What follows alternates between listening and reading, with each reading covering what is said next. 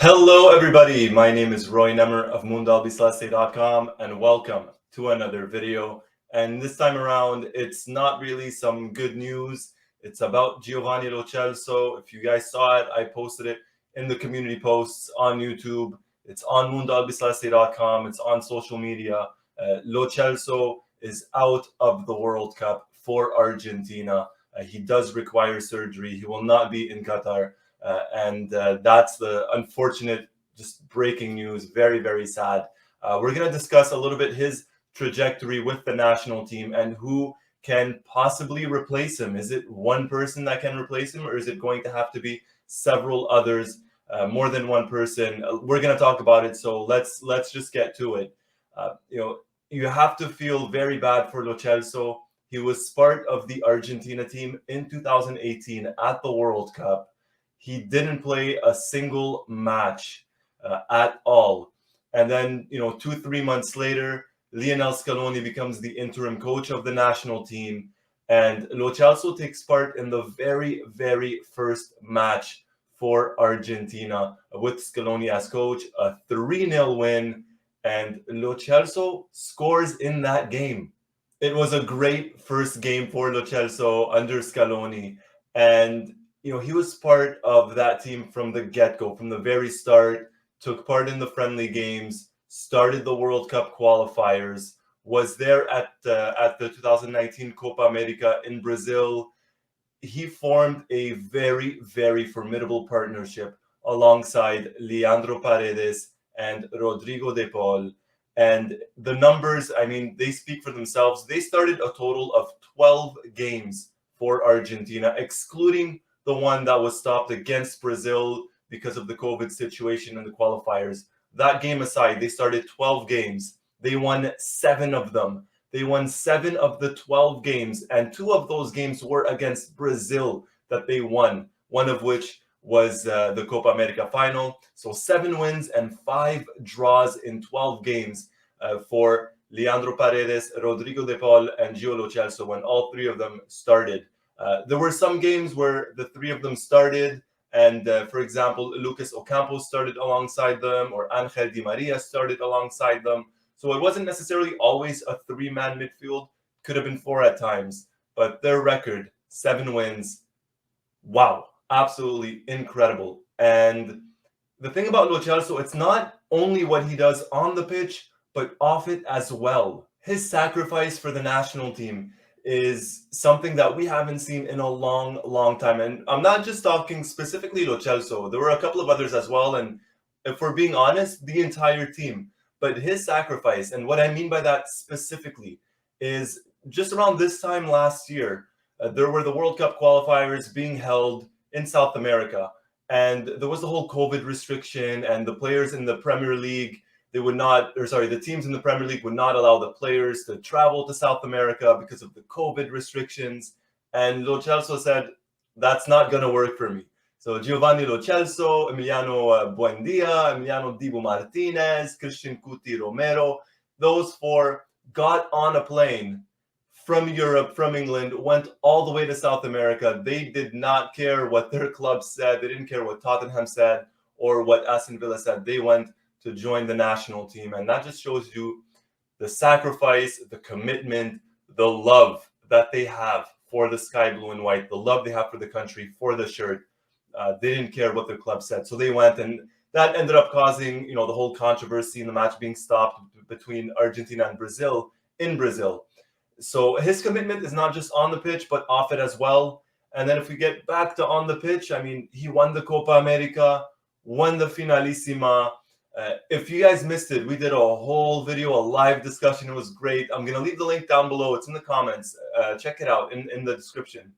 But, we spoke about all that and what he brings to the team, his passing, his vision, his understanding with Messi, the chemistry he has with the team.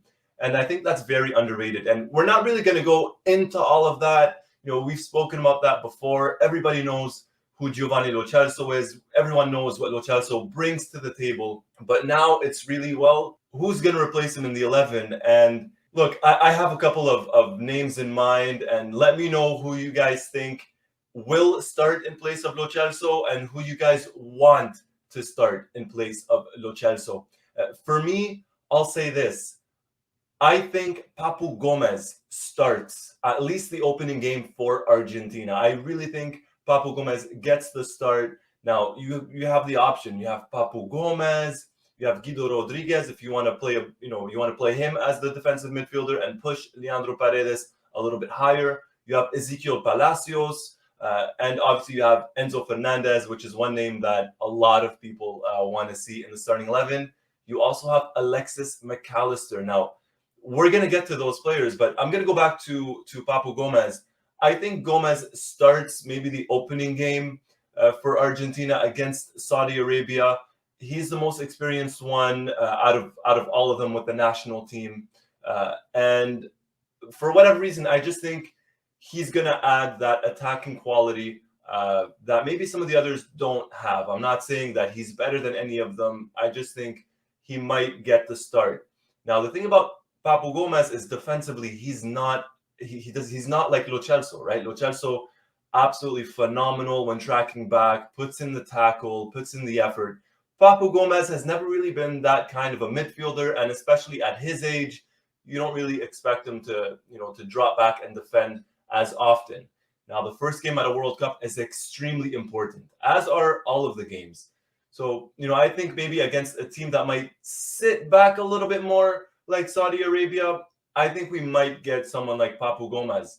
With that said, it might not always be Papu Gomez in the starting 11. When Lo Celso was suspended for the World Cup qualifiers, Alexis McAllister was the one that took advantage of it. He reaped the benefits. Why? Lo Celso wasn't there. McAllister started the games. He started alongside Rodrigo de Paul and Leandro Paredes. And he's in the team, and he's expected to make the final team, the final squad for the World Cup. And, 2 games in a row, he started in the World Cup qualifiers when Lo Celso wasn't there. It wasn't anyone else.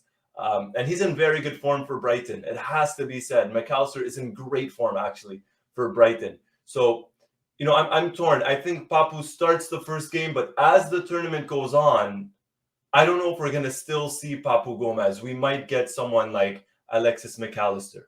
Now, the other name or the other possibility is Guido Rodriguez. If you want to put him, more defensive and push Leandro Paredes a little bit, more forward alongside De Paul, that is certainly a possibility. And Guido more of a defensive midfielder than Paredes or any of the others really that we're going to talk about. So that is a possibility.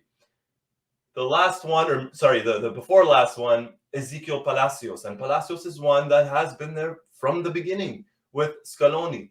The situation with Palacios is his form, right? Just kind of coming back from injury. He does have a history of getting injured. How much can you rely on his fitness, especially in a short tournament? It remains to be seen, right? It remains to be seen. One game he might be fully fit, the others maybe not. Maybe he's lacking a bit of game time. That could be an issue as well. And then, the last name that everybody loves and everybody loves to talk about, Enzo Fernandez, is one that, like I said, everybody says, well, Lo Celso's not there, we'll play Enzo. And the thing about Enzo is he's a great player, and probably even more than McAllister, probably the most informed Argentine midfielder right now. And, you can absolutely make a case for him to start. My whole thing is he's not really a like-for-like replacement for Lo Celso. So how much tweaking, how much modification or, tactical adjustments does Scaloni have to make if Enzo, is on the pitch? Because like I said, a different kind of player, right? A slightly different kind of player. And would I be angry if Enzo started? Absolutely not. I would be thrilled. Would I be happy if Papu Gomez starts? Absolutely. If it came down to it, if we're talking game 1 starts tomorrow, opening game of the World Cup, Argentina versus Saudi Arabia, I would be more inclined to go for Papu Gomez. Go for Papu, bring Enzo on as a substitute, be it for Papu or for anybody else. Bring him on as a substitute, and then maybe, hey, start him for one of the games.